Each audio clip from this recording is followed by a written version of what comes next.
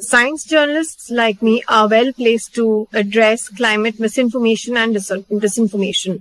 We are in touch with researchers, we are in touch with policymakers, and we understand and we monitor the uptake of scientific evidence in policy making, which really helps us sort of understand the landscape of where this kind of information, of where this kind of narrative comes from.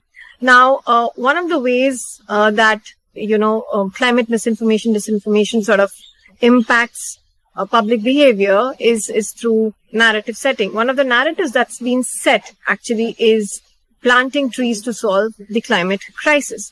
With people wanting to change their behavior, with people wanting to be a part of the climate solution or climate action, they really want to do something about it.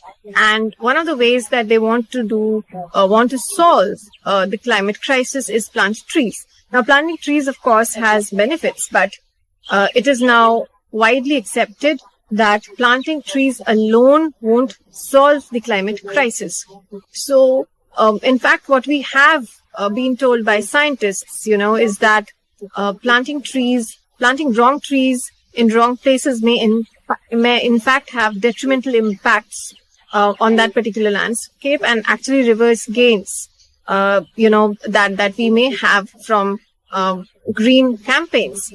In fact, planting trees which are not native or not really local to the region can actually bring in invasive species, which also alters the ecosystem of that particular place. So we got to be really careful about the kind of trees that we plant while we want to do our bit in sort of taking action and addressing climate change.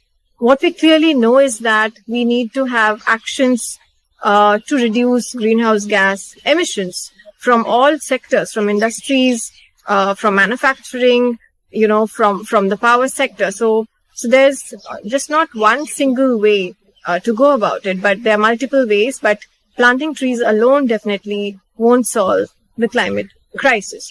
And, this is one of the ways where journalists can actually come together with researchers and policymakers to sort of set these kind of narratives, right? And also we can inoculate the public against misinformation and disinformation. And we can do this by not bombing them with facts, but actually telling stories that sort of bring out these kind of signs, bring out the evidence, and also by sort of not really forcing them to change their behavior, but also sort of just placing the facts, the context out there, and then, let them have a go at it. Let them have access to that information. So access to information by the public, especially access to scientific evidence, that kind of sets the record straight, that kind of counters false narratives or counters misperceptions, is one of the ways that science journalists such as we work on.